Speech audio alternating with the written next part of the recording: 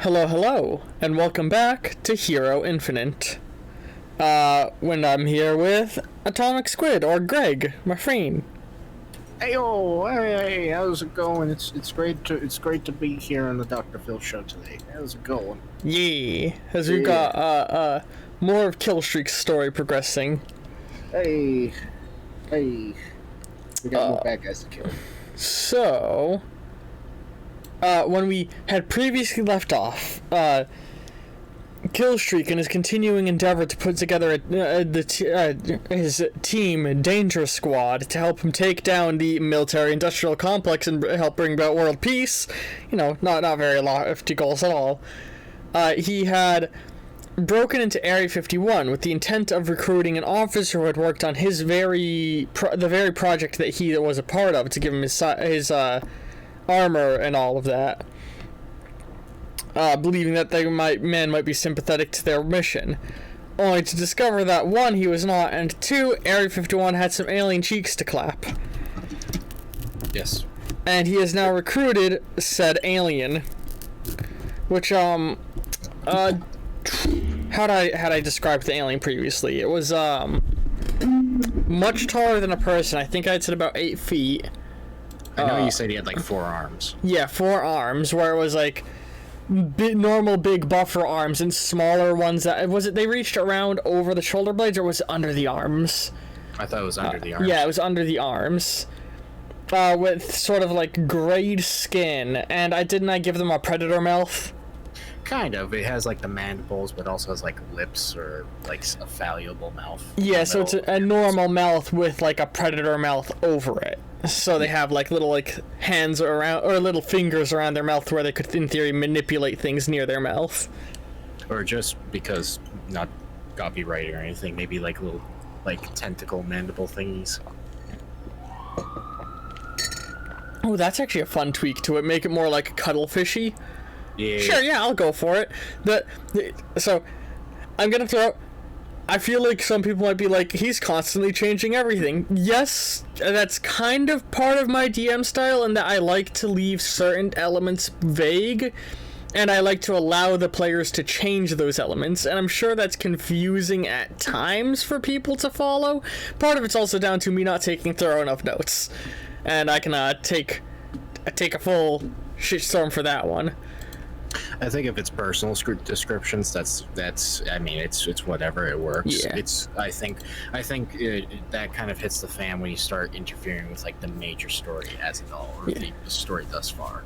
I've been more or less trying to take more cleaned up notes, mainly through the help of fucking Ryan, who's got god tier notes.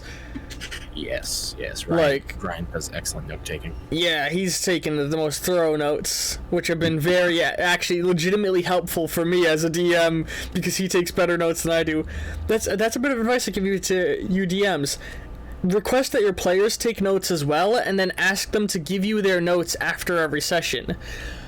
Because 1, they might take notes of things you didn't think about, and also that tells you what the players considered important.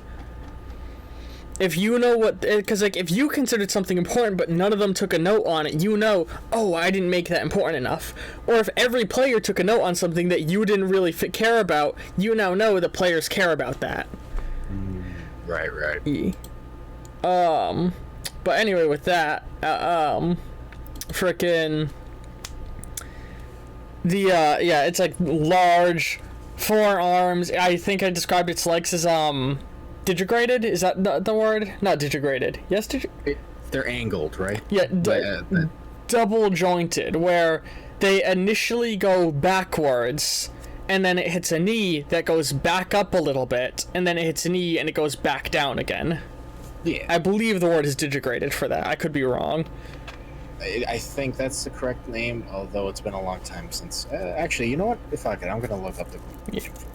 Yeah, and so it's a big buff alien that he recruited, and it wears a skin-tight suit, and basically what he found out was like, or he had sort of talked with it a little bit, and I kept on fucking up its language. I wanted to talk like a caveman, because it doesn't speak English good, because it's alien.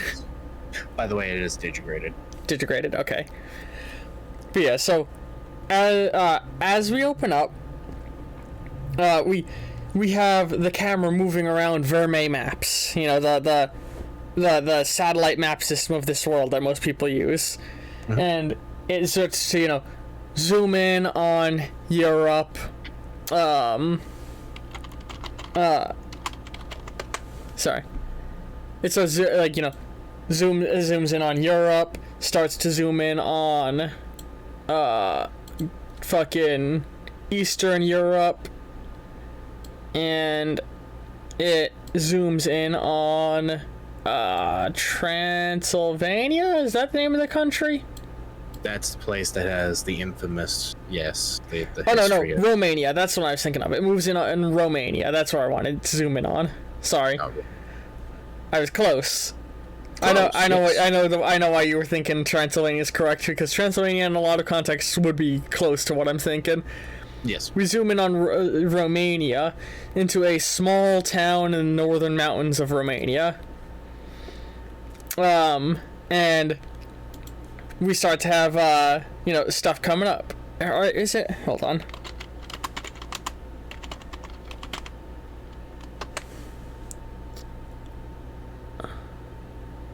Yeah. We then have an image of Vlad the Impaler come up. And we hear Daisy's voice. Vlad the Impaler, famously known as the inspiration behind the fictional character Dracula. It said that he would drink the blood of his enemies, was a demon himself, and would impale his foes on the end of rods. He was in every way the perfect scapegoat. During my time in Cerulean Industries, they were connected to the Cerulean Industries Innovations, the Cerulean Innovations Network system. They had me looking into a number of things. They were attempting to study what they were deeming, or what they had labeled as demi-humans. Individuals born with unusually high power, that a large number of which have been surfacing more and more as of late. But they were particularly focused in ancient legends, and their researchers had discovered myths of a real Dracula, the true inspiration behind the novel, a figure unlike any other person, perhaps one of the earliest metahumans. Or one of the earliest demi-humans, I mean.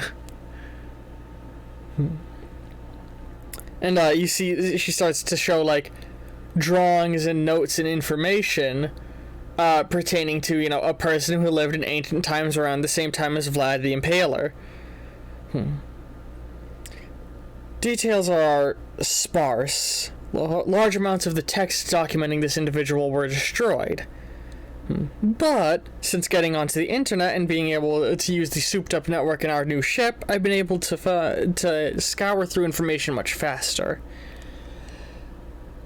What have you come across? As far as I can gather, this individual did in fact exist. His name appeared to be... hold on, I had the name. Where was it?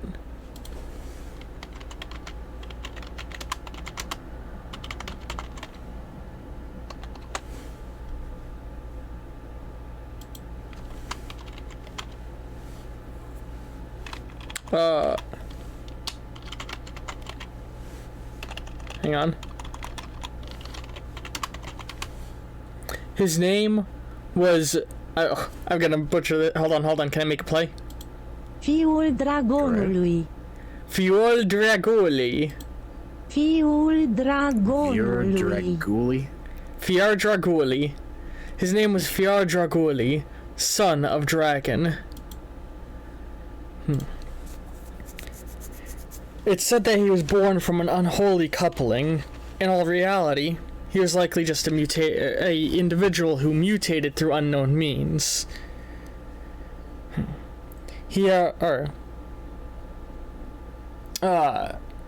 Details again are very scarce, but according to the myth, he was capable of gaining strength from the life force of those around him, and achieved immortality in the battlefield. He killed so many people fighting for Vlad the Impaler that he'd gained true immortality with his ability, and so he was sealed away. Cerulean Innovations was never able to identify the exact location where his body was buried. But it's because they were searching in the wrong place. And the camera pans from Romania to a neighboring country. Right, like off just to the east of Romania. This is a small country of Stavonia,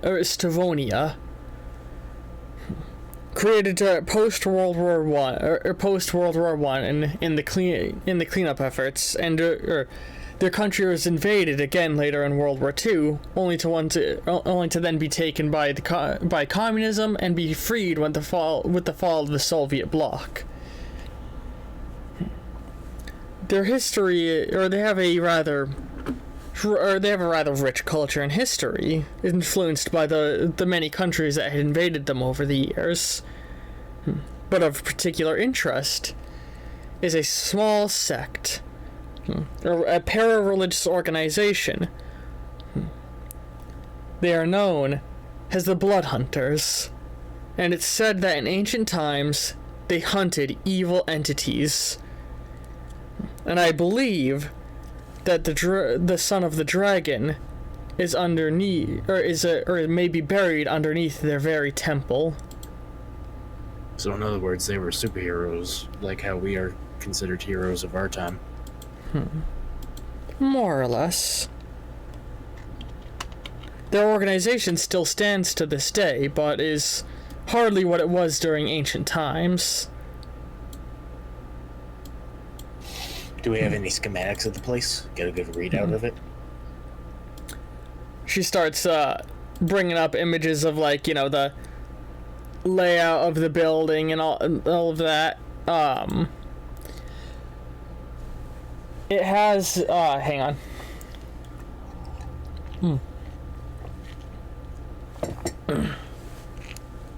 The temple was originally built as a fortification by Vlad the Impaler during his conquests of Europe. But when he fell, the organization of the Blood Hunters took control of it. And it's been sort of retrofitted throughout the years, repaired, but it's mostly been kept as it was. So it's basically a small medieval fortification, 2 main structures, and an old wall around it. The group, more than anything, performs religious rites and blessings for people within the nearby villages.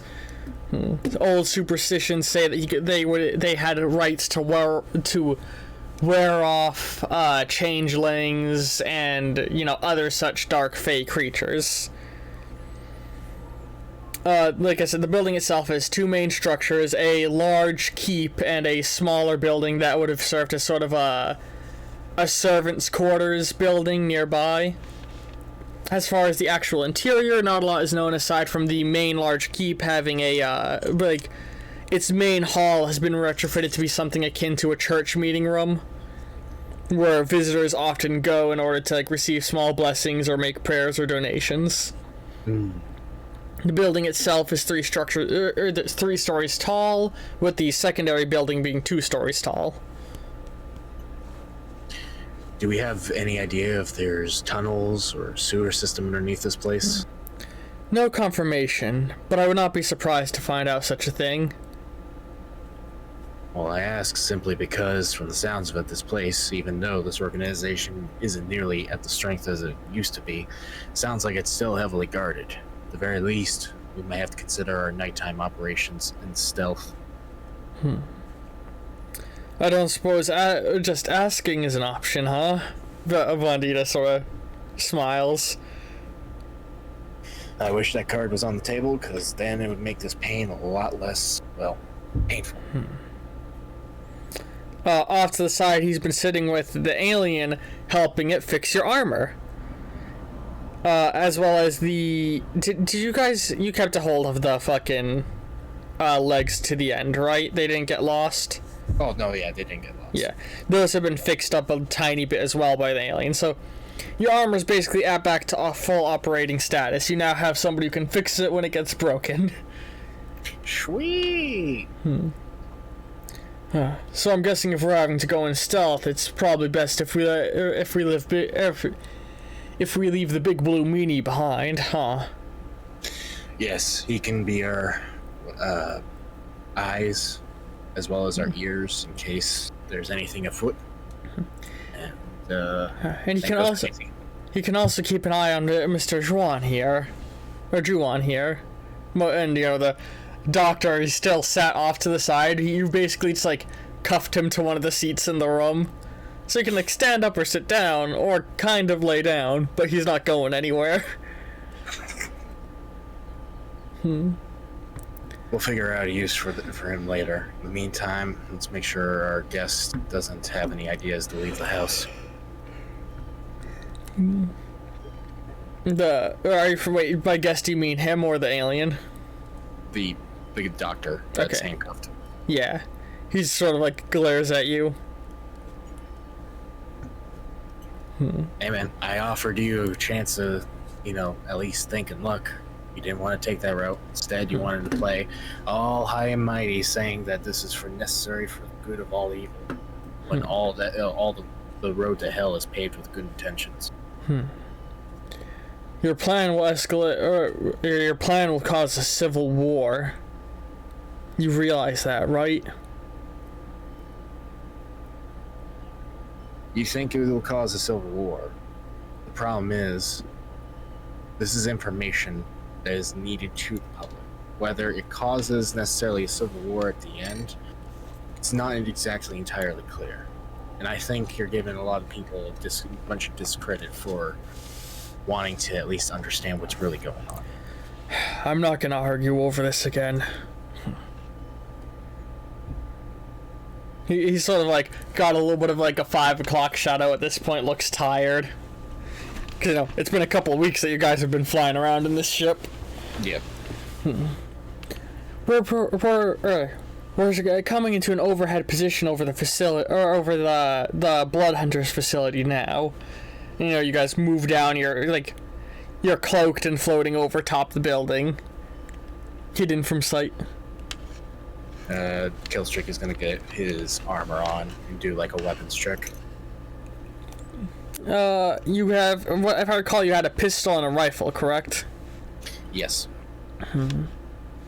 And we can say it's nighttime now, so or it's actually, no, it's approaching nighttime, so you guys can have time to examine the place from above. Carlos has his upgraded suit, right? No, the suit has just been repaired. Well, I know my suit has, but I'm talking him. remember. Yeah. Yeah, sorry. I was, for some reason I was thinking you're referring to yourself. He had just the robot legs, right? He was the one that had the new exosuit. Yeah, but it was just a pair of legs, if I recall correctly. Yes. Yeah, so he has that on hand. Basically, it can just let him kick down doors and survive big falls. Okay. And jump and run really good. It's good to know because that might need to come in handy as they enter the building. I've still been trying to think of what you can call me. I mean, you got Killstreak.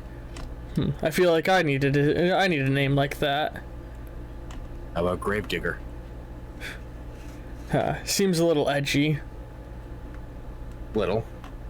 But it's not entirely untrue.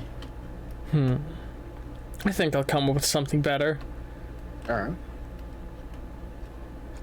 He's continuing to clean his pistol and just look around, but looking at the camera footage, which it just has a few guys in red robes walking around tending to the gardens.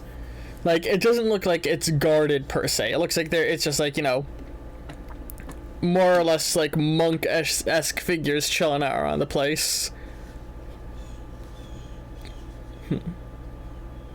So nothing incredibly like outrageous looking. So, with that knowledge, I think Killstreak is going to start assembling the team and begin preparations. Like it's a go in when night falls. So, Yes. what is your current plan? What do you want to discuss with them? So he's going to sit down with them. He's going to lay out the schematic in terms of the actual building itself. They're going to try and go through.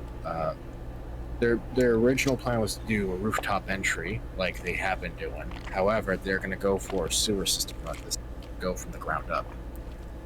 So you're gonna try to go outside the building, look for neighboring sewers that run underneath, because I feel like it's safe to assume that they would have connected themselves to the plumbing system as time modernized.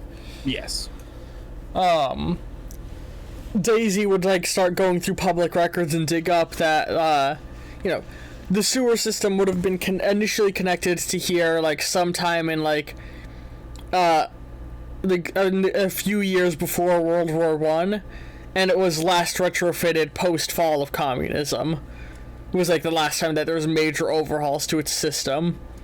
Okay, so it's old, but it's still functional. Yeah. And there's definitely like places nearby where you can drop in, make your way closer, and get into the property from there. He's going to advise them before they start this trip that's to conserve ammunition and keep gunfire to a minimum if you can. Ideally, we shouldn't be shooting anyone. Ideally. I mean, they're just monks, right? Or they are. Whatever. They are, but given what we know about there possibly being a living Dracula, you never know what we might come across. I guess you're right.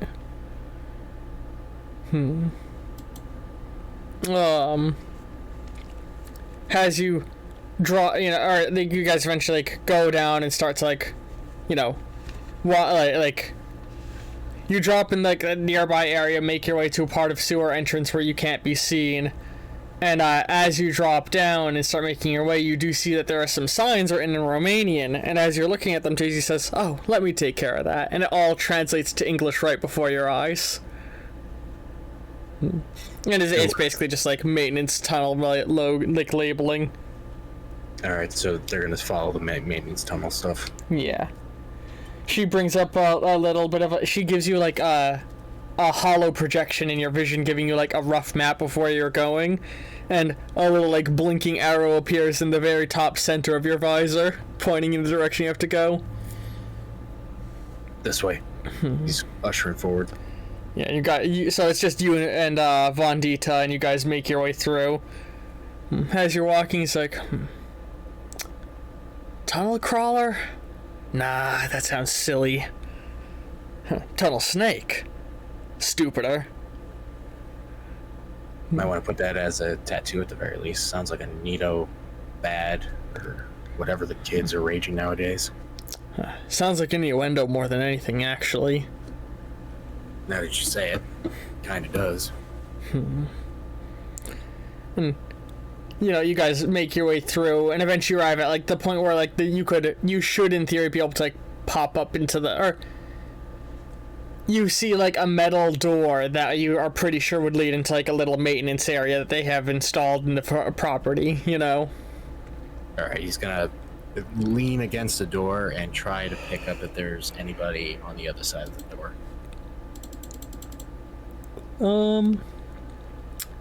It sounds completely silent on the other side. Alright, so he's gonna try opening it now. Alright.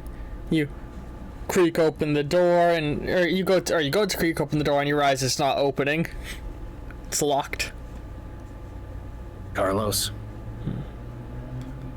He's pointing at him to kick the door. Yeah, like so I was like, what? Can't do it when you're big bad armor? And he lifts up his leg and he just sort of like puts the base of it against the door and activates the hydraulic system on the bottom to make it just punch like the foot itself of the robot foot punches through. Also, I just want to say, I don't remember if we said this during the recording. Greg is using the Discord. He has his camera on a Discord and he's using the thing that green screens in the background, and he's got the Doom Marine. but he's also got a bunch of anime girl posters behind him that it's like trying to like phase out but also fade in.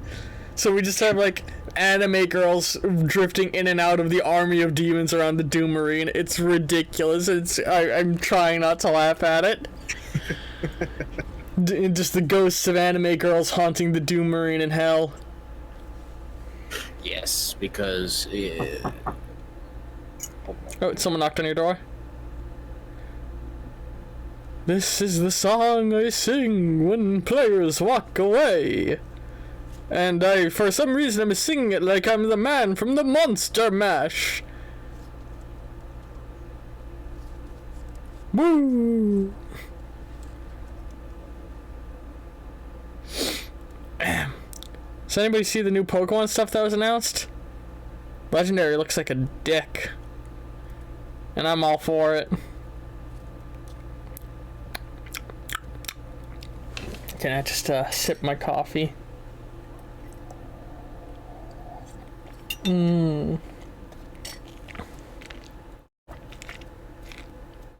Kofeve. I hope everybody's been enjoying Halo Infinite. I'm probably gonna edit this part out on the YouTube end of things. Those of you who are watching on the Twitch end, don't worry if like this is not gonna be the only thing I'm streaming today. Later tonight we're gonna be switching gears to some Black Mesa. Yeah. Oh yeah, and I don't know if people have seen. You know, I'll take this moment while I wait for him. Oh wait, hang on. I think Greg just came back. I was gonna go plug some stuff, but I think they're back.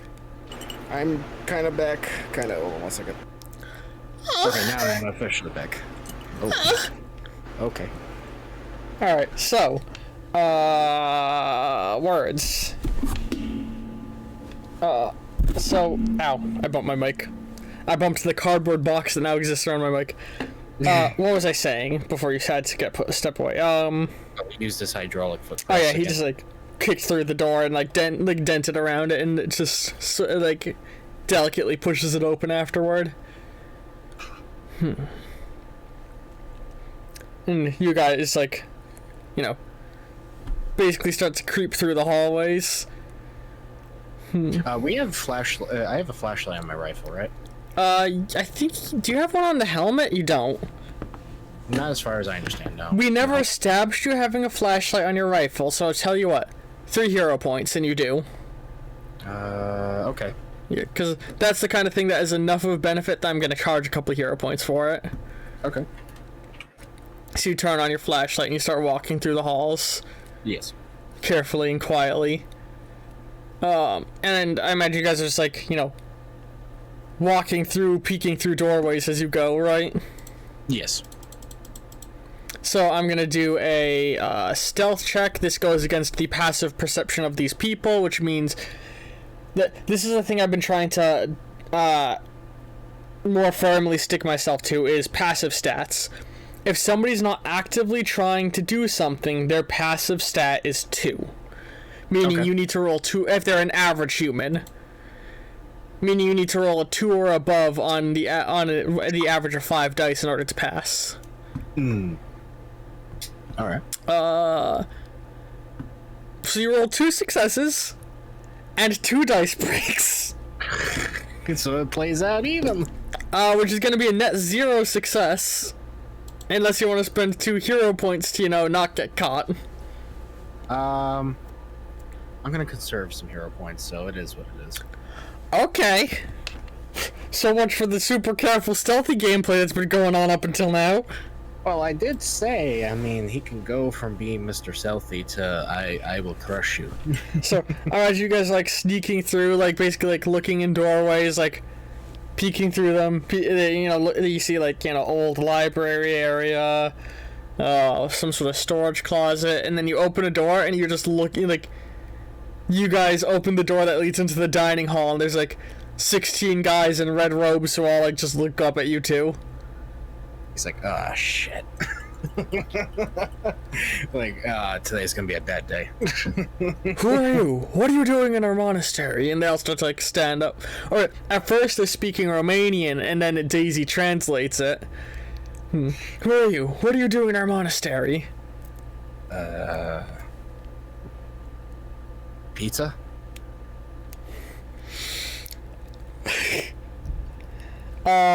What, they all get up and one of them like starts to like run to leave the room. We gotta go after that guy. Carlos is gonna like turn and start to sprint on his robot legs. And when they all see that happening, they all are like getting up and like scrambling, like, like, you know, cause they're like, oh, what the fuck? He's trying to tell him to like remain calm, Romanian best he can. He's like, remain calm, stay in your seat, please, it's okay. I'm gonna roll for you to try and calm them, and you're gonna roll at disadvantage.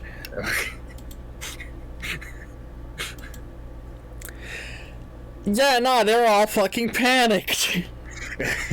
He's just like beside himself now. He's like, oh wow, this is happening. Carlos, he grabbed like the back shoulder of the one that was running away, but now like all of them are getting up, and he like looks over and he's like holding him. He's like, what do we do?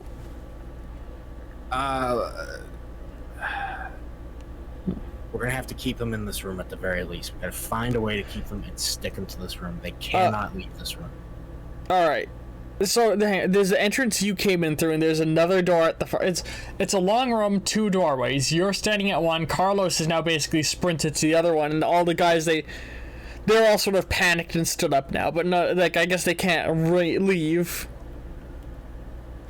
What are you gonna do? What's the door at the other end where Carlos is? Is it like an actual wooden door, or are we talking about like a metal door? That one is an open doorway. The one you're stood at is just a normal wooden door, the one you came in through. Okay. The open doorway, that leads into the rest of the building. Do you want to ask Carlos what is it through it? Yeah, actually, you know what? No, I'm going to ask Carlos. Carlos, what's there? He leans over and is like, looks like it's the kitchen. There's another door in there. What kind of door is it? Wooden? Does it have locks on it? Looks like it. Alright. Then Daisy says, judging by the layout of the building as we've been through, that likely leads outside.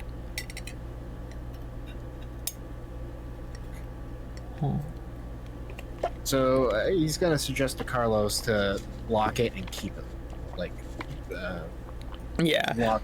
And basically like, keep them from going out. Yes. What is the meaning of this? And they sort of look at you from like, what is the U.S. military doing in our monastery? He looks at him. He's like, I'm not here to harm anybody. Nobody's here to harm anybody. We're on a mission of our own, and it's on a need-to-know basis. All I can tell you at the moment. But what I can tell you is, nobody's gonna get hurt. Everybody's gonna be fine. We'll let you go when it's all done. This isn't right. You have no right to be here. We've done nothing wrong. I understand that, and I'm very sorry about the situation, but it is what it is, and I'm gonna do my best to make sure that nobody gets hurt. They're all like looking at each other nervously. And, you know, they're all very tense, and so like, what do you plan on doing now? They're looking tense, and they can't really do. Are there windows? Out of curiosity, there are no windows outside of this room. Okay, cool. There's nothing they can really do now that Carlos has pretty much locked that. Yeah, the two of you are at the 2 doorways. Yeah. So he's gonna tell Carlos to wait here for a little bit. He's gonna go ahead and push forward. He's gonna feed Carlos some words as he's scouting about some more. All right. He's gonna like, he basically like with his gun motions all of them to like go against a wall, and is now like watching them. And as he leaves, he's like, oh yeah, the reason why I'm having you and close these doors is, well, I know you're not exactly seeing a whole lot of action. You're doing a lot of babysitter work, and I owe you a beer for that. Wait, sorry. Repeat that. You're saying were you saying you don't think he's seen a lot of action, or that you're sorry that he's not seeing action? That he's not seeing action. Okay. He's like, As long as nothing goes wrong. I don't exactly feel right holding up a bunch of monks, you know? Don't worry, because you're not going to hurt them. Nobody's going to hurt them, and we're going to keep to our word that we're going to let them go when we're done. You start making your way through, and again, you're like popping in, looking through every single room, and eventually, like, you know, a lot of them are like what you would expect, but you would eventually hit like a big library room, and you'd start walking through there, and I'm gonna do. You're obviously searching for like anything unusual. Yes. Yeah. Or any like doorways, anything you can spot. Which good roll. Maybe even like secret passageways, like pulling down books or something like that. Yeah. As you're walking, you would realize a part of the floor has like scrapes on it. And you get down, you look at that, and you look up at the shelf, and you look at that shelf, and the shelf there is a little less dusty than the rest. And Daisy, like, you know, like everything around on it starts like highlighting, and she's like, this door or this book here, it has more wear than all of the rest on its spine. He's gonna take a look at it. You pull the book a little bit, and you hear like and the bookshelf opens up. Meanwhile, and you see like a staircase that descends down. Meanwhile, unbeknownst to you, Carlos is stood like watching them, and he's like, real sorry about this. And all of the like monks are like grilling each other. Does he have like a comm on him? Because I was Yeah. wondering if maybe like DZ's like communicating him, like saying tell him a joke or something. Yeah. Well, Daisy, I feel like is particularly focused on you because she can't see what he sees. Sadly. No, that's fair. Never mind that. Yeah. You don't got no visor. And as he's like sitting there, one of them like they're all like looking at each other, and then one of them is basically in like from under his robe throw a little dart that sticks into Carlos, and before he can like do anything, he falls over, and one of them walks over. It's like, we're sorry that it has come to this, but we can't let you explore our sanctum, or we can't let you soil our sanctum. And he's like laying there like stiff, like looking at them with like ah shit kind of thing. And then we cut back to you as you're walking down the staircase, and you emerge into a room that is wall to wall lined with like medieval weaponry, like big bulky crossbows, maces, knives, flails, and like what looks like leather armor, like almost like trench coats, wide brimmed hats, like a very Van Helsing-y looking gear, you know. So the legends are true then. But if this was just this looks like it's been maintained. Look, the torches are lit on the walls, the equipment is in good repair, and it all looks new. So clearly it's still being used and function over here. They're just maintaining it. And you see, like, in the middle of the room, there's a large book laid out. And, like, there's another door where you can go deeper, but there's, like, a big book on a pedestal. He's gonna check out the book. You look at it, and it's in Romanian, but she starts translating it, and on the first page says, Order of the Blood Hunt. And you start, like, flipping through, and it's, like, it's discussing their legend, or, it's, like, or what am I saying? This book is for the, like, initiation of new members, and it sort of talks a little bit about their organization. That they were formed long ago, in an age when monsters were more prevalent in the world. It was deemed that humanity, for their own survival, would have to eradicate all other creatures on the world. Not just their existence, but the mere memory of them.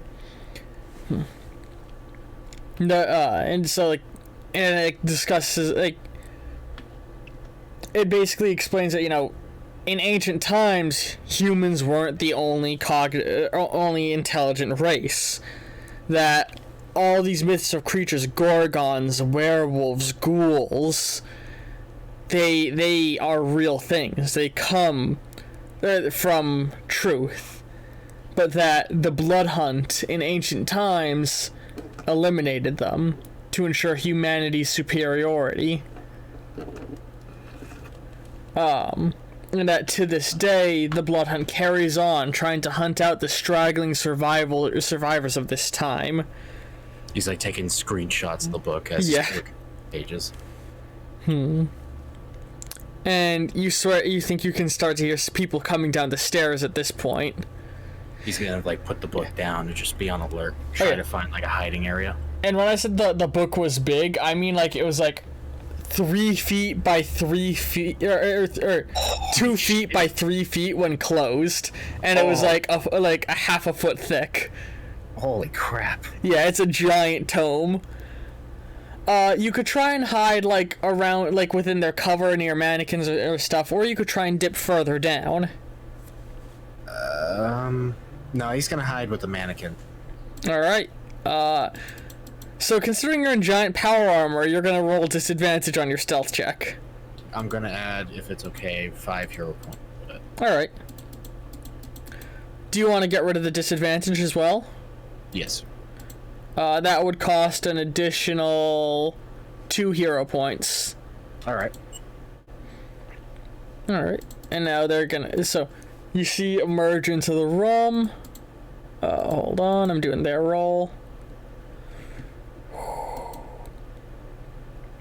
You see all the robed guys come back down that Carlos was supposed to be guarding. He's staring at them in shock, but he's quiet.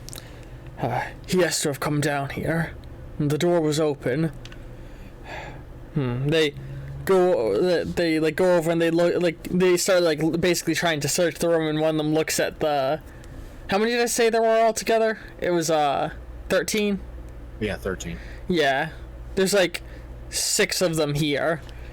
One of them goes over to the book and says, the tome of the blood hunt is open. He was reading from it.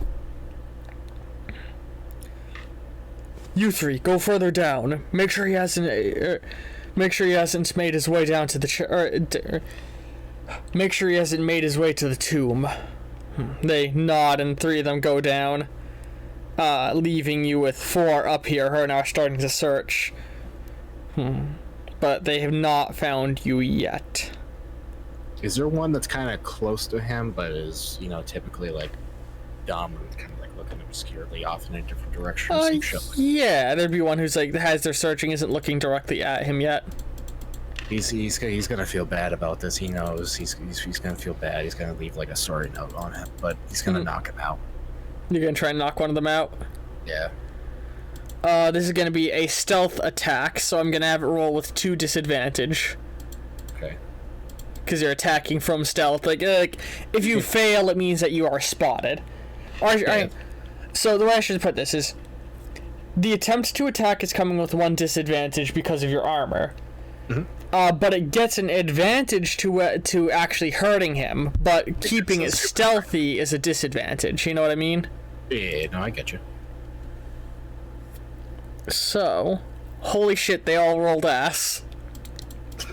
So you basically like grab him, like pull him back and like clunk him on the head with your power armor fist, and he's out. That means that there's 3 more still looking around. One of them standing by the book. Where are the other 2? They're like they said, sort of walking around the room, searching it. Okay. Well, I'm only asking if they're closer to that doorway that leads down to the tomb, or maybe on the other side of the room. We could say one is kind of close to the doorway. Okay. He's gonna try moving in the shadow. You know, just move in the shadows and find a proper banking point to knock out another one of them. Alright, so there's another stealth attack. Yeah. Same type of roll. Yep. God damn. Oh wait.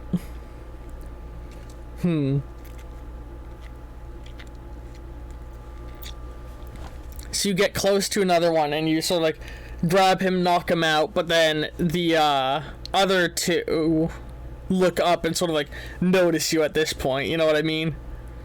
Okay, so they know he's here. Yeah, and they're like, don't move. You realize they're a little intimidated. Has one of them like they look nervous, and one of them's gonna like start to go for the they have a very large crossbow on the wall. He's basically charging for a tackle to the closest guy. Yeah. Like trying to train him into like the other guy going for the crossbow. And so we're now going to enter officially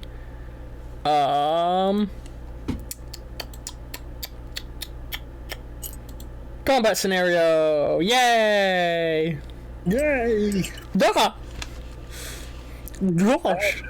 I love the combat scenario. So basically, one of them has grabbed a large like crossbow. You'd border on calling it a small ballista off the wall, and the other one stands by the book. Is there what I was saying, like train? Like I was thinking, like he's gonna go like rush towards the guy who's near the book, and then I'm assuming the crossbow guy's on the other side of the room. So like using that charge and momentum to kind of like just tackle them together. So you're gonna try. I'm gonna say there's not an angle in which you can tackle both of them in one go. They're too spaced apart from each other. Okay, that's fair. So in which case, I got it. Okay. So, are there rocks around me?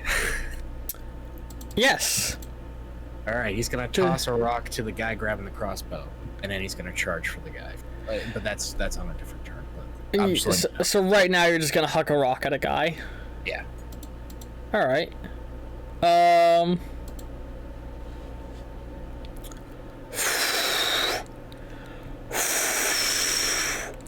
So you take the rock, throw it, and I mentioned he was grabbing like the loaded ballista off the wall, and he turns and he fires at the rock that was at the rock that you threw at him, and shatters it with the ballista, which flies past you and sticks in the wall. Oh. And it's like you look at it, it's a big metal bolt. All right. He didn't want to do this, but he's gonna grab his gun and he's gonna shoot at the ballista itself, not at the guy. The gun. Well, hang on. It's now officially their turn. Oh, so anything you do would be in reaction.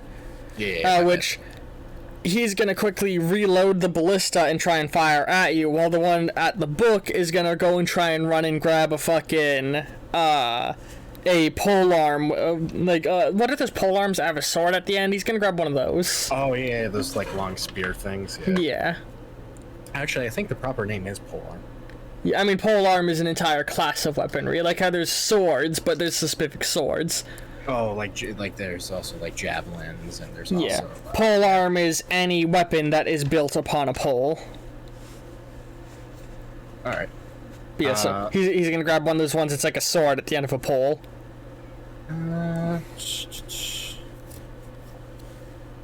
My guy, as reaction to that, might.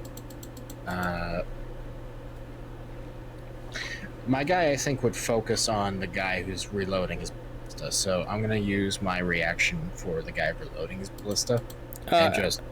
Yeah. Okay, yeah, go ahead and do what? Be prepared to dodge. That's his reaction. You're gonna use your reaction to dodge the attack. Yes. Which you successfully do. He loads the ballista, fires it again, but you sort of like step to the side and like it misses you, you know. Yeah. And now it is your turn. He's gonna pull out his pistol and just shoot the crossbow thing. And remember, you have to remind me if you have a thing that boosts your roll. The only thing I have is military background, because the rest of the stuff is either focused on armor or... Was that giving you one bonus die or two? To all related checks. One to all. Okay. Okay. So you pull up your rifle, fire towards his ballista, and... hang on. You you shoot the ballista and fucking destroy it. Right in his hand. Sweet. And then, yeah, I think that's the end of my turn right there. All right. So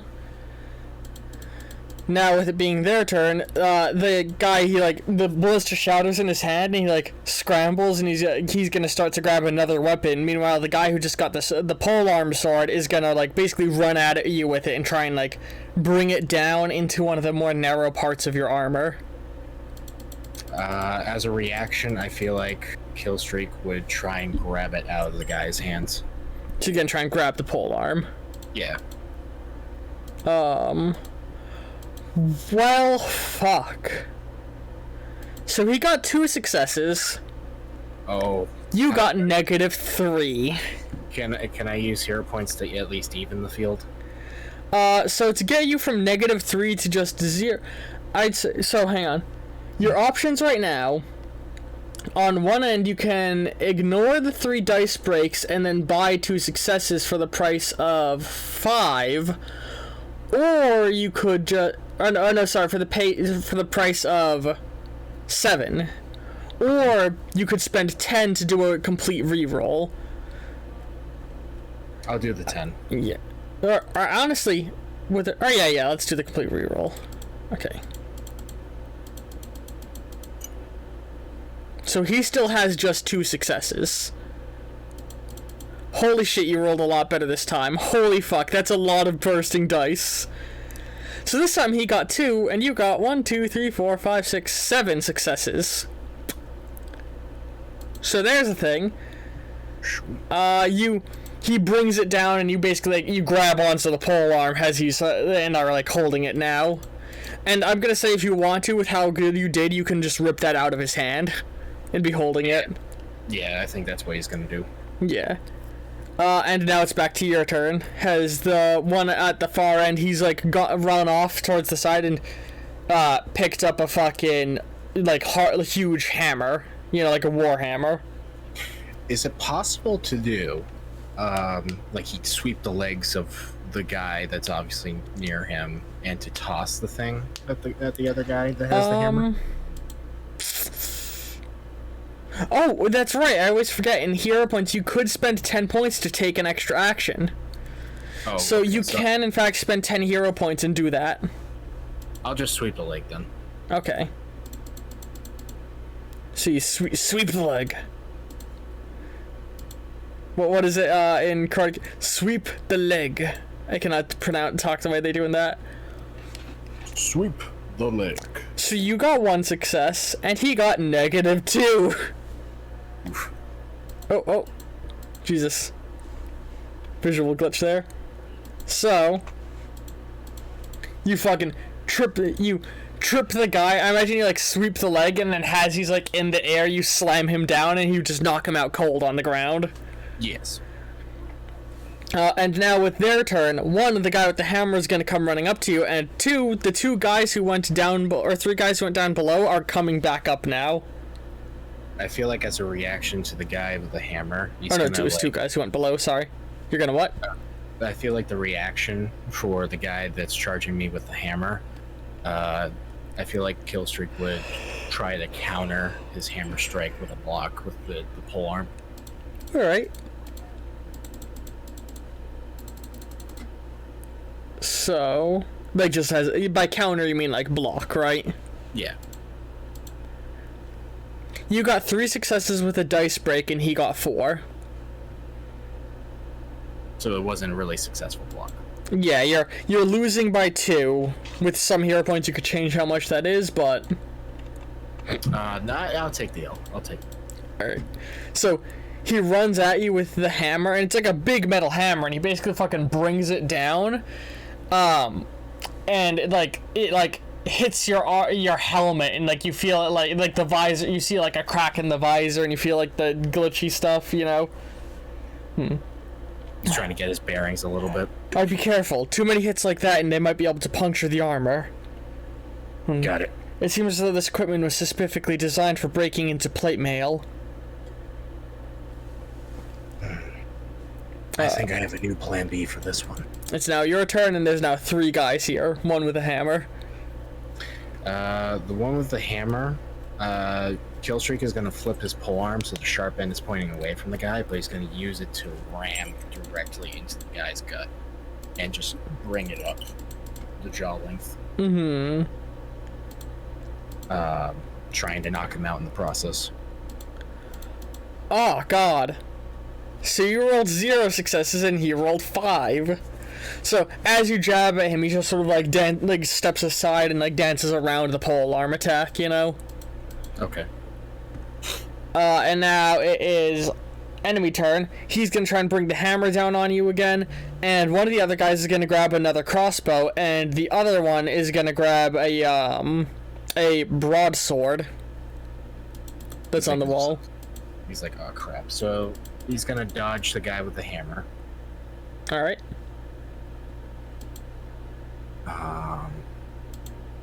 Man. The others aren't grabbing it or attacking it. They're just getting weapons. So, you rolled 0 successes, and he rolled 4. I'll do another 10 this one. Damn, I was trying to conserve hero points too. Okay. So complete reroll. This time he still rolled 4 because he keeps the same roll, and you roll 4, so it's a draw. Okay, So you successfully avoid as he swings the hammer at you, you sort of like step aside. You're like it like chinks across your armor, but it doesn't do any damage, you know. All right. And now it's your turn. He's gonna grab the guy's arm that has the hammer, and he's gonna try and just kick him away from the hammer. Oh, bro! So he got 2 successes and you got -1. God damn it! Okay. Hot garbage rolls. Can I spend 5 or 6 hero points? On what? Well, because if I remember correctly, 10 does the reroll, 5 does like at least a thing, right? 5 is getting extra success. Yeah, I'll get the extra success. And do you want to also spend 1 to ignore the dice or hang on. I would just say spend the 1 to ignore the dice break so that you aren't getting a crashing failure. Yeah, I'll do that then. Yeah, because then it's just you fail normal instead of in a way that fucks you. Yes. And now it's their turn. The guy with the hammer... Oh, no, wait, that was their turn. So, no, so now it's your... Oh, wait, hold on. Whose turn was that? It was their turn, right? Yeah, that was theirs. Mine was just... Okay, so that means that they do still do 2 damage to you. Okay. As he brings the hammer into you. He did 2 instead of the potential 3. Just for 1 hero point. Alright, so my guy... The hammer guy is very close to me, right? Yes. He's gonna toss him directly into the guy who has the crossbow. Alright, you're gonna try and grab him and throw him. Yeah. Don't you have super strength? Yes. Should be bringing that up. Sorry. Yeah, I just realized it. Super strength is +2 to all relevant checks. And another one went armor. Yeah. See, that's a significant difference to the roll when you're doing melee combat like this. So you pick up the guy, and you pick it up, and push it somewhere else. You fucking yeet him across the room at the other guy. And they both like sort of fall down prone, and on the enemy's turn now, the guy with the broadsword is gonna basically try and like run at you to drive it into you. He's gonna jump and dodge his attack. And I'm gonna throw in 3 hero points. Alright. You said you're jumping and dodging? Yeah. A tie. So, he runs at you and you sort of like, you sort of like jump out of the way, but he still sort of like hits the bottom of you and like flips you over him kind of thing. It's like, he runs at you, you jump away from the blade but get flipped over his shoulder and sort of take a tumble. Okay. Now it's your turn. He's gonna come up and just like ram right into full force with his body armor. All right. And I'm gonna throw in 3 hero points again on this one. Ooh, enemies getting a chain success in their rolls. Oh, but they rolled a 1. So it is 3 successes versus 1 in your favor. As you scoop the guy up and like basically like do you slam him like into the wall, I guess? Yes. Yeah, like towards like where one of their mannequins with the armor is, and you fucking slam him back into that. Yes. And he's like, and you basically knocked him out in 1 hit. But now the other 2 who you had thrown are sort of getting up, and it's their turn. The guy with the hammer is gonna throw the hammer at you while the ballista guy fires his ballista at you. He's gonna jump to the side. Alright. Just a normal dodge. Well, yeah, throw 3 hero points again. Throwing 3 hero points at it? Yeah. So the enemies roll. The first enemy rolled -1 against your 5. So the guy who throws the hammer, like, how am I gonna fucking make that backfire on him? Maybe as he threw it, like he sprained his wrist or something like that. Yeah, I'm thinking like he throws it and he basically like falls forward flat on his face. Yeah. Real good look for that, man. And now the other one. So this is the second attack on you in 1 round, so you're rolling with a disadvantage on a dodge attempt. You're gonna dodge like normal, right? Like it is just an extension of the other dodge, essentially. Yeah, essentially. Do you want to spend hero points on this one? I feel like I have to at this rate because of how well these monks are kicking my ass. So 3? Yes. And you narrowly come out with 1 more point. So you step aside past the hammer, and then you step aside again past the ballista. And I imagine you're like stepping towards them as you do this, and it's now your turn. Yes. At this point, he pulls out his pistol and again shoots at the crossbow. All right.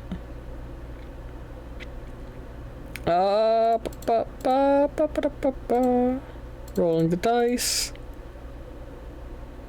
4 versus 3. You you fire at the crossbow, and it, like as he's like trying to like reload it, and it basically like the mechanism pulls the crossbow apart into itself with the break you did on it. Oh. You know what I mean? So like the tension of it caused, like along with the weakening caused by your shot, caused the whole thing to crush itself. Damn. And now it's their turn again. The 2 of them sort of like both are disarmed. They reach out, grab each other's arms, and they're basically gonna try and like run at you and like scoop your legs. They're gonna together they're gonna try and lift and flip you in your power armor. As a counter, I feel like Killstreak would. Would it count as an attack if he just extends his arm as like he moves to the side or something like that? If you're intending it to counterattack, yes. Okay, so then in which case I'm just gonna keep it as dodge and just mainly just play leapfrog with them. Yee. So okay. 4 and 4, I'm gonna say that it's they run at you, they start to trip you up, and you basically like somersault over it and land down fine. Yep. But now at the other end of you, one of them grabs a halberd, and the other one grabs a pair of hand axes that were hung on the wall. Remind me, what's a halberd again? A large pole arm that is both a spear and an axe. Alright. So what do you do on your turn? Well, the guy with the axe, Killstreak isn't playing around anymore. He's kind of getting tired of this. He's just going to go ahead and, again, he feels really bad about this, but he's going to shoot the guy in the arm. Alright. So you rolled 2 successes and 1 dice break, and he rolled 5 successes. Oh, wait. Yeah. Oh, so not great. You you go to fire at him, and he basically just avoids the gunshot. And now it's their turn, and they're both gonna try and basically run at you and swing at you. And we're gonna go with Hand Axe Man first.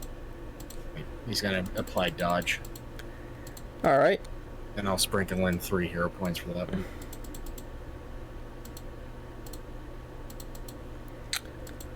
You easily like dip and dodge around his axe movements, as the guy with the halberd is gonna try and like thrust at you with it towards where you're dodging.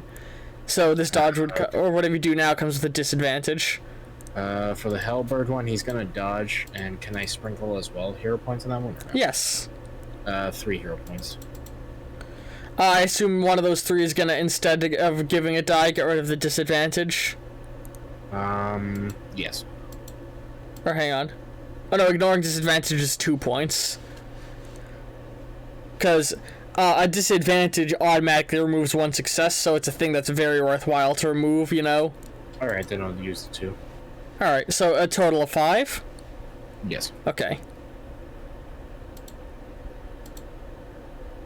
Alright, you gotta actually just narrowly avoid all of the hits. So like you're like dipping and dodging as they're swinging the axes at you, and the guy's like jabbing the halberd at you wherever you're trying to dodge, but you're still avoiding them. And now it's your turn. He's gonna kick one of them in the balls. Actually, he's gonna kick the guy with the halberd in the balls, because at least the guy with the double axes, he feels a little bit more comfortable. Mm-hmm.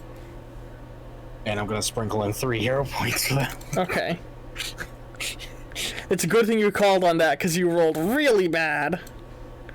You would have had -1. Now instead you have +2. Hey. Against his +4. I'll take it. It's whatever. Yeah. So you go to like attack the guy, but he narrowly avoids. Or yeah, sorry. So now it is their turn, and again they're both just gonna try and attack you, you know? A dodge and sprinkle in 3 for each. Alright. First one, he gets a very bad roll against a very good roll from you, so you easily avoid the attacks. Second one,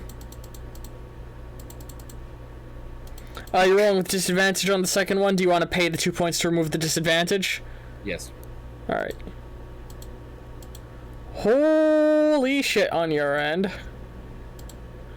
So, you got 3 10s. Holy crap. Which, only one of the bursts actually gave a success though, but still, it's enough that you easily avoid his attacks. You know, again, you're fluidly moving between them and, like, deflecting the weapons away with your armor. Is there a way, out of curiosity, to make them accidentally swing into each other? Yes, you could try and redirect their attacks into each other. Yeah, that's. I feel like he's gonna go for that. That's a fun way to flavor. Get a hero point, because that's a fun flavor for how your attack is happening. Because I'm assuming that's your attack on your turn, right? Is to make them hit each other. Yes. He's timing their swings exactly.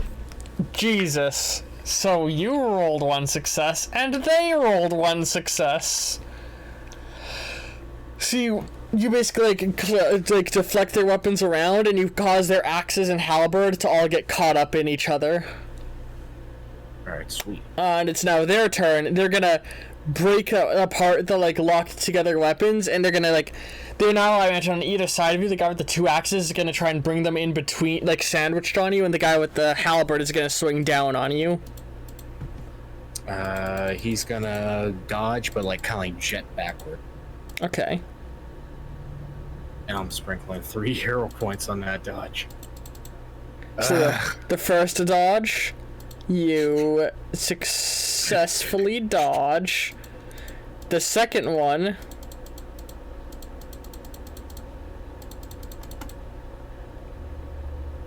are you gonna pay to get rid of the disadvantage, or not? Yeah, I'll get rid of the disadvantage. So that's another 2 gone.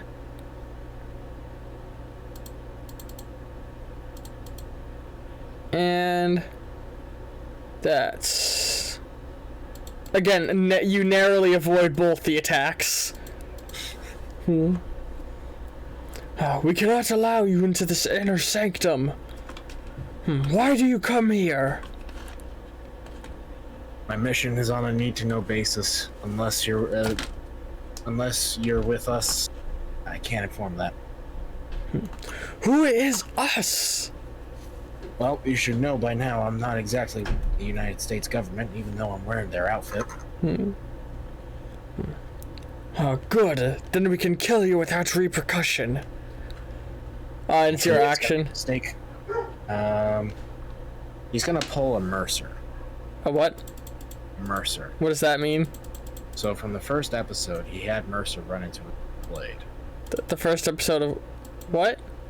Of Killstreak, when he first made his scene onto the... Mercer came at him with a machete, and... Oh, yeah! So you're gonna try and make one of them run into their own weapon as they come at you? Yeah. Alright. I'm sprinkling 3 hero points in it. Again, good use on this hero points, because it would have been a failure otherwise. Has the guy runs at you with the halberd, and you sort of like, I think you like you catch the blade back a little bit, hit the halberd, breaking it, and swing the blade back into his shoulder. Yes. Making him like lean into his own thing as he like stumbles back holding the wound. Yes. And now there's one left standing. Alright, one guy that's left standing. Alright, hang on, it's his turn. Which, keep in mind, you can do counterattacks. He's basically gonna throw the axes at you, like yelling, like, ah! Killstreak is gonna catch the axes, and I'm gonna spend 3 hero points. Which lets you successfully catch the axes. And now he's gonna throw them back at him. Alright, as your action. And... you throw them back at him, and they stick into his shoulders. So, you're killing these people, correct? He's not trying to kill them, but... Oh, okay. Well, you're just fucking them up really bad. Got it. So yeah, you stick the axes into, like, they, like, stick into, basically, like, his shoulder area, and he like, falls down holding them. He's walking over. I feel like Killstreak is, like, huffing and puffing, because that's quite a workout that he just put out right there. Killstreak... they have some sort of toxin. They paralyzed me, but I'm waking up now. You hear through, like, the communication device. I'd make it down here now, if you can. These guys are putting up one hell of a fight. Something tells me these aren't just monks. Yeah, they aren't. It's a complicated story. If you get down, when it shakes off, there's a book. There's some guys down here. They're bleeding badly. I gotta go check out this tomb. Right. Might I recommend that he make that Vendita starts making his way back. Hopefully the target will be down below where you are. I'll take that recommendation down and I'll let him know. So, you start making your way down. You know, you go down, descending through a further staircase, and you start to arrive at a large, almost ritualistic looking room. And you can see, like, the walls are, like, painted with old symbols and writing, and she begins to translate it, and it's basically communicating that this room is the resting place of the son of the dragon, the drinker of blood. And you see, at the far end of the room is a large coffin. He's gonna walk up to the coffin. He's, like, studying it and kind of, like, taking in all the imagery of it. You see it's, like, chained shut. Everything I could find on this man. I don't think he's evil. You don't think? The kills he got were on the battlefield. And what little I can find of his life, he was, or what little I can find on his life, he was, well, a soldier. Simple as that. I'm gonna send you the image. Well, you have the access to the screenshots I get from the book, right? Yes. Is there anything in the book from the screenshots that I gave you? Tell exactly how we can open this coffin? Well, no. But I think breaking the chains would be a good start, Smarty. Well, he's like, shut up. He goes up to the coffin, he's like breaking the chains. I know, she sort of does that thing where, you know, pull the eyelid down and stick your tongue out when she says that. Yes. So, yes, I fucking love it, yes. You go up to the chain and... You basically grab it and just rip it off with your strength. And I imagine you, like, pull the coffin open. Yes. As you open it, you see it's entirely lined with spikes. And you're basically pulling them out of a guy who's, like, there and emaciated and full of like, metal spikes. As you pull them out, you see his body, like, it just looks like a dead body impaled in a fucking Iron Maiden. But it doesn't look old. It looks like a fresh dead body. He's thinking to himself how strange it is, given everything told about this place. You can also see that there's like a blade that's punctured through his neck and a stake in his heart. It's like there's a blade severing his head away from the rest of his body. Well, Killstreak is gonna do him a kindness and take the blade out from his neck, as well as the stake. You notice the wound on his neck it's his neck. Basically, his head starts reconnecting to his neck, and as you pull the stake out, you see that wound healing. His whole body's riddled in scars. Do you pull him forward off the spikes he's stuck to? Yes. You pull him forward, and like he stumbles forward for a moment, and you see the wounds start to heal, and then he looks at you, and in Romanian he speaks, but you know, she's translating, and he looks like, "Who are you?" A friend, savior, whatever you want to call me. But either way, I'm your ticket out of here. He's like holding himself. He like twists his neck, and like you see, like he seems to be getting a crick out of his neck. I have one hell of a vendetta I need to settle. I can imagine. Oh, that's the name! You hear through the walkie-talkie. Vendetta. It's perfect. Alright, if it works for you, it works for you. I just woke up Sleeping Beauty down here. The guy just sort of like leans on you, and I imagine you start to like walk him out. Yes. He looks at the guys bleeding out, and he's like,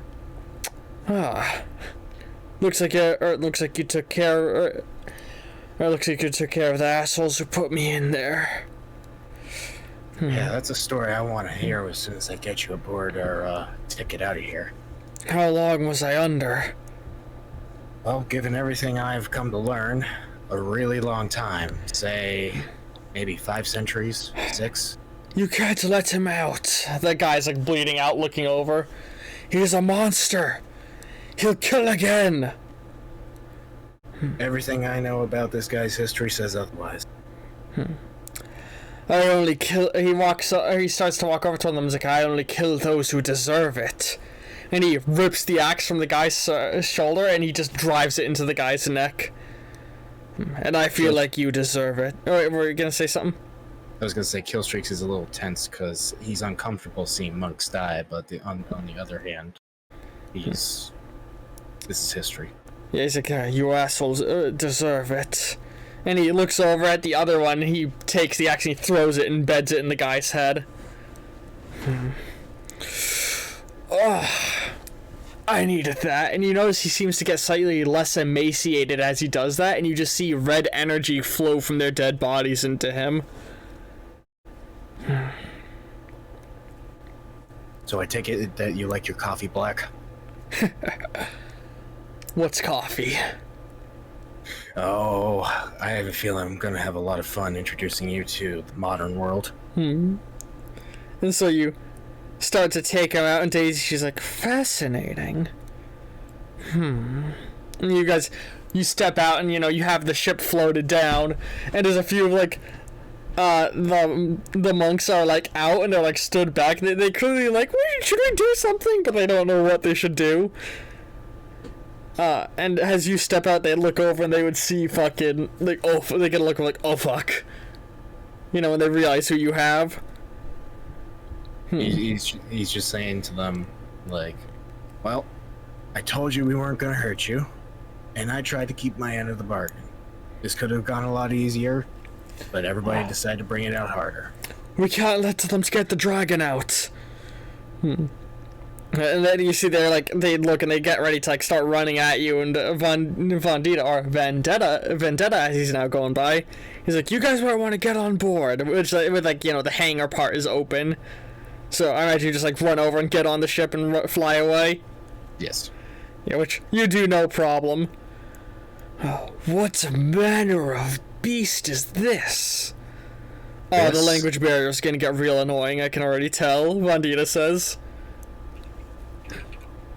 Yeah, but just like our other compadre, we just need to plug him in and take in the rest of the world, languages, and so on and so forth. I'm sure this man is hungry for knowledge, as much as maybe food. Yeah, he's like looking, he's like, is this some sort of magic building? In a matter of sense. He starts like basically like looking at everything like in fascination. I'll begin trying to teach him English as best as I can. Oh yeah, that's our friend over there. Her name is Daisy. Yeah, she's not like displaying herself. A phantom. I wouldn't quite say phantom, although she can be rather trollsome at times. She's she doesn't look like any troll I know.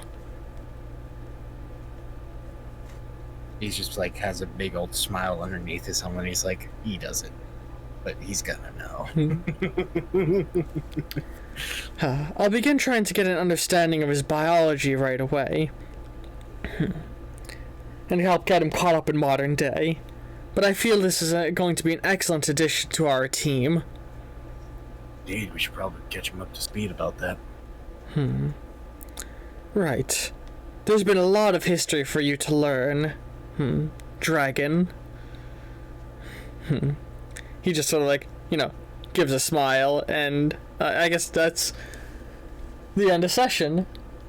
That one went a little faster and smoother than other ones. Yeah. Even though it went faster, it was still very exciting. Yay. So now you've got the dragon. What's his actual name, so I can put, because I've been trying to make a list of who's on the dangerous list. He is the son of dragon. I'll give you the spelling in Romanian, but he's the son of dragon, or what he's known as, or Dragul. Hang on, I'm gonna. Fiul dragonului. Fiul dragonului.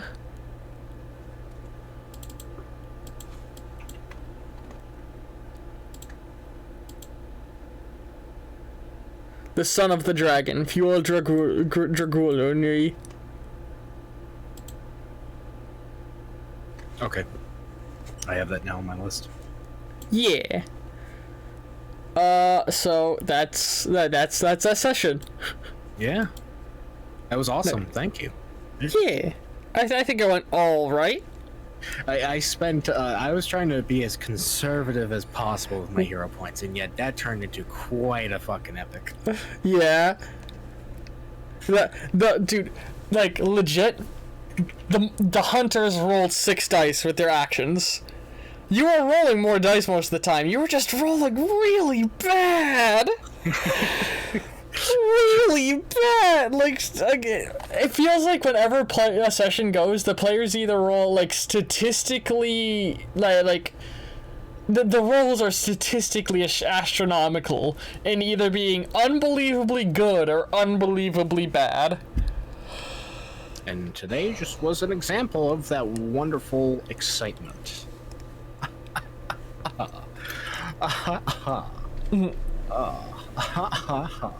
But yeah, I think things went pretty good. Yeah, I mean, it was a very good session. I was very excited for it, and I can't wait for the next sessions. I'm looking forward to seeing the